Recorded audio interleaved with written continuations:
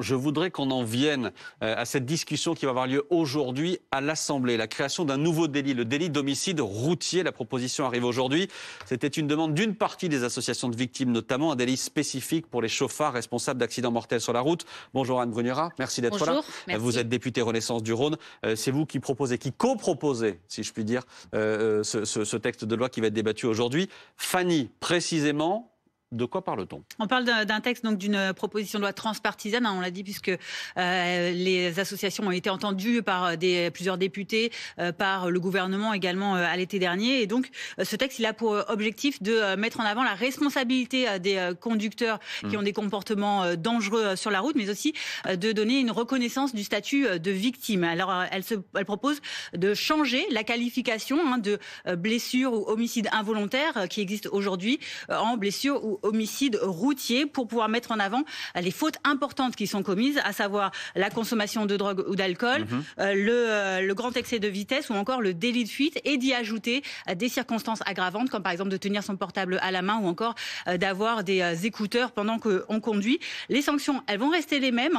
Ce sera donc de 5 ans de prison et 75 000 € d'amende s'il n'y a pas de circonstances aggravantes, au double s'il y a plusieurs circonstances aggravantes. Mais toutefois, la proposition de loi prévoit l'ajout de 3 peines complémentaires, l'obligation d'annuler le permis de conduire si l'accident a provoqué une ITT de plus de 3 mois, l'obligation d'installer un système d'antidémarrage par éthylotest également si le conducteur conduisait sous l'état de l'alcool, et la possibilité enfin de saisir tous les autres véhicules du conducteur condamné. Merci beaucoup Fanny Wegscheider. Anne Bruniera, est-ce que c'est avant tout symbolique ou est-ce que c'est plus que ça? Non, effectivement, certains détracteurs parlent d'une modification du code pénal symbolique. Nous pensons, avec mon co-rapporteur et avec de nombreuses associations de familles de victimes qui nous soutiennent, que ce ne sera pas symbolique parce que en transformant l'homicide qui est aujourd'hui qualifié d'involontaire en homicide routier, en fait, nous pensons que nous allons mettre le focus sur les circonstances de l'accident. Ces circonstances qui aujourd'hui sont appelées circonstances aggravantes, comme par exemple conduire en ayant bu, sous l'emprise de stupéfiants, la vitesse. Voilà. Aujourd'hui, elles sont au nombre de 6, ces circonstances aggravantes, et toutes ont un lien avec la volonté du chauffard, parce que c'est volontairement qu'il a pris de l'alcool et c'est volontairement qu'il a pris le volant après avoir consommé de l'alcool.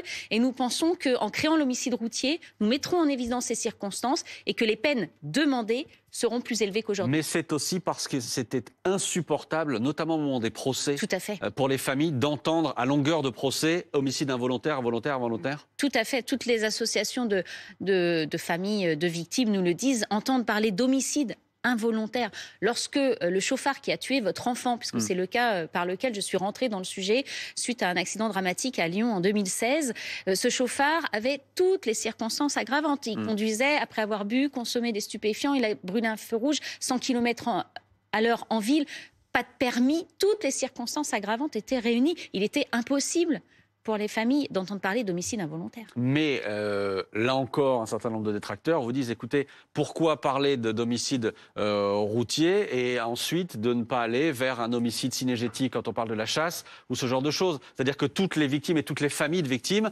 seraient en droit derrière de dire, écoutez, nous aussi on veut reconnaître la spécificité de notre drame.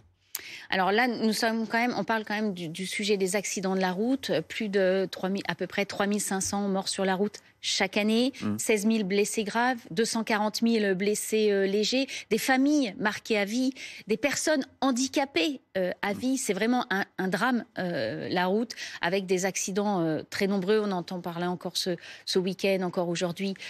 Donc je pense que ça nécessite cette mobilisation de l'Assemblée nationale avec toutes les associations. Et c'est discuté à partir d'aujourd'hui. Merci cet beaucoup. Après-midi. Merci à vous. Merci beaucoup, Madame la députée, d'avoir été avec nous. Merci, Fanny. Merci. On va se retrouver dans un instant pour le duel autour de la mobilisation des agriculteurs après ce drame, notamment, vous le savez, à Pamiers, cette agricultrice qui a été tuée ce matin donc sur un barrage percuté par une voiture. À tout de suite sur BFM.